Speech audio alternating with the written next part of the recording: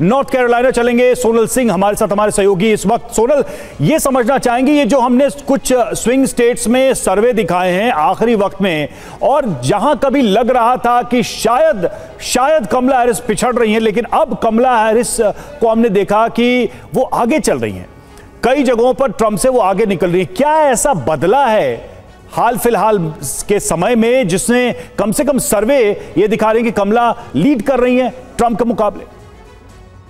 जी देखिए, जो सर्वे होते हैं उनमें मार्जिन ऑफ एरर रहता है, और किसी भी सर्वे को आप देखेंगे तो उसमें वो कहेंगे कि 48% लोग ट्रंप के लिए वोट कर रहे हैं और 47% लोग कमला हैरिस के लिए वोट कर रहे हैं। जो बाकी जो लेट ब्रेकिंग वोटर जिनको कहा जाता है, जो बाकी जो 2 से 5% जो बचे, वो अपना मन आखिरी दिनों में बनाते हैं, और उन लोगों ने, उनमें से अधिकांश लोगों ने इस बार लगता है अपना मन कमला हैरिस के लिए बना लिया।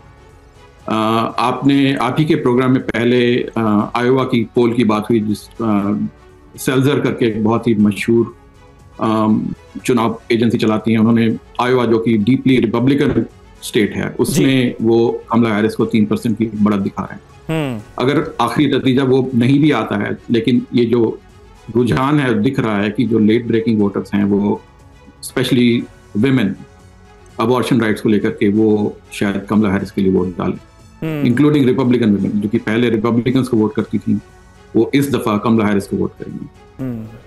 नॉर्थ कैरोलिना की बात करें, जहां से मैं हूं, पिछली दफा ट्रंप करीबन 50,000 वोट से करीबन 1 से जीते थे।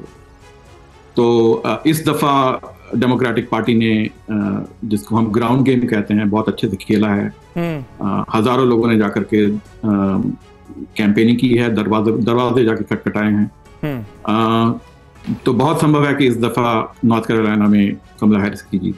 ये आप बड़ी बात कह रहे हैं। नॉर्थ कैरोलिना से सोनल ये हमें बता रहे हैं कि कमला हैरिस यहां पर इस बार डोनाल्ड ट्रंप पर भारी पड़ती हुई नजर आ रही हैं। और देखिए, आखिरी दिन डोनाल्ड ट्रंप और कमला हैरिस ने झोंक दी अपनी पूरी ताकत। दोनों ने पेंसिल्वेनिया में किया प्रचार। कमला हैरिस ने पेंसिल्वेनिया में कुल 5 रैलियां की, ट्रंप ने भी 4 चुनावी रैलियों को संबोधित किया। नॉर्थ कैरोलिना, पेंसिल्वेनिया और मिशिगन में जोरदार धुआंधार प्रचार नजर आया। तो देखिए, कमला हैरिस और डोनाल्ड ट्रंप ने पूरी ताकत झोंकी हुई है। जीत का पेंसिल्वेनिया फैक्टर क्या है, आइए आपको जल्दी से 3 बड़ी बातें बताते हैं। पेंसिल्वेनिया फैक्टर जीत का पहला, आखिरी दिन ट्रंप और कमला हैरिस ने पूरी ताकत झोंकी। पेंसिल्वेनिया में कमला हैरिस ने 4 चुनावी रैलियां की, जबकि ट्रंप ने 4 जगहों पर चुनाव प्रचार करके वोट मांगा। वो 48 घंटे वाला सिस्टम वहां पर नहीं है अमेरिका में कि 48 घंटे पहले चुनाव प्रचार बंद हो जाए, वहां पर आखिरी वक्त तक प्रचार होता है। रवि, बिल्कुल, और देखिए इसी वजह से यह माना जा रहा है कि आखिरी वक्त में जो ताकत लगाई गई है उसका भी एक फायदा मिल सकता है। जैसा हम पेंसिल्वेनिया की हम बात कर भी रहे थे, हमारे साथ तमाम मेहमान भी जुड़े, उनके पास भी हम जाएंगे। कुछ और चीजें देखिए, वजह क्या है, इसके पीछे की वजह क्या है। पेंसिल्वेनिया में 19 सीटें हैं, डेमोक्रेट्स की ताकत सबसे बड़ा केंद्र है उनकी ताकत का, और 2016 में ट्रंप की जीत में इसकी अहम भूमिका रही थी। तो कुल मिलाकर अगर समीर देखा जाए तो ये आखिरी वक्त के जो प्रयास हैं इसका भी फर्क पड़ेगा। बिल्कुल, और एक एनवाईटी पोल और एबीसी पोल के आंकड़े हमारे पास हैं रवि, वो भी अपने दर्शकों के सामने रख दें। ये 1 नवंबर तक के आंकड़े हम आपको दिखा रहे हैं। डोनाल्ड ट्रंप देश बर्बादी के कगार पर है, 47.9% लोगों ने एनवाईटी के पोल में माना, 48% ने एबीसी के पोल में माना, और एकजुट भविष्य का वादा जो किया वो 47.6% लोगों का समर्थन मिलता हुआ नजर आ रहा है। वहीं एबीसी के पोल में 49% लोगों का समर्थन मिलता हुआ नजर आ रहा है इस पर कमला हैरिस को।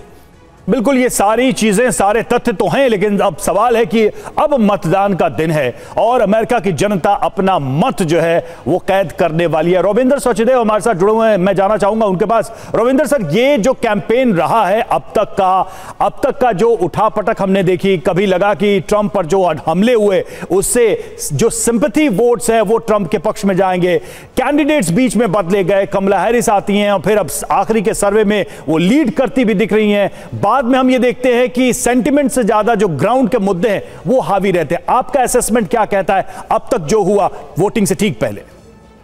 देखिए, मैं इसे दो भाग में कहूंगा। एक भाग ये रियली बहुत ही अनप्रेसिडेंटेड हालातों में इलेक्शन हुआ।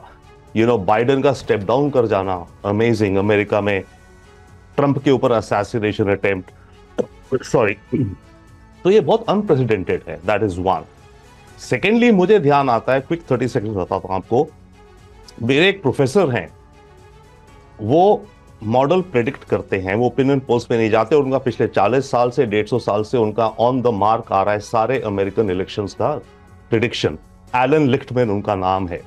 उसमें हम अलग जाएंगे कि उन्होंने इस इलेक्शन में किसको कहा है कि वो जीतेगा या जीतेगी। पर उनके उस मॉडल की जो इंटरेस्टिंग चीज है ना, वो ये है कि वो मॉडल ये दिखाता है कि पिछले 6 महीने में जो ये सारा कैंपेन तमाम ये वो एक्शन कर रहे होते हैं सब, इसका कोई फर्क नहीं पड़ता इलेक्शन के रिजल्ट पे। बहुत इंटरेस्टिंग कंक्लूजन है उनका इस मॉडल का, कि ये जो आखिरी 6 महीने का जो इंटेंस कैंपेन होता है, दोनों पार्टीज बिलियंस ऑफ डॉलर खर्चे करती हैं, रैलीज करती हैं, ये वो करती हैं, परंतु जो रिजल्ट है उनके मॉडल के अकॉर्डिंग इन चीजों का कोई फर्क नहीं पड़ता उस पे जी। So that's a very interesting take उस मॉडल की। बट अदरवाइज यस, बहुत इंटेंस कैंपेनिंग चल रही है।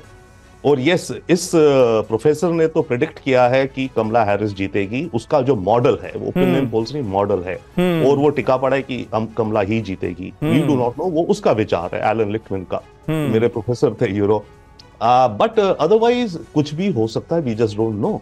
बिल्कुल कुछ भी हो सकता है, कांटे की टक्कर है, जोरदार मुकाबला है डोनाल्ड ट्रंप और कमला हैरिस के बीच। लेकिन आपके जो प्रोफेसर साहब हैं, वो भी जो प्रेडिक्ट कर रहे हैं, वो भी कमला हैरिस के ही पक्ष में जाता हुआ नजर आ रहा है। जब से हमने इस शो की शुरुआत की है, तब से सारी खबरें कमला हैरिस के ही पक्ष में जाती हुई नजर आ रही हैं।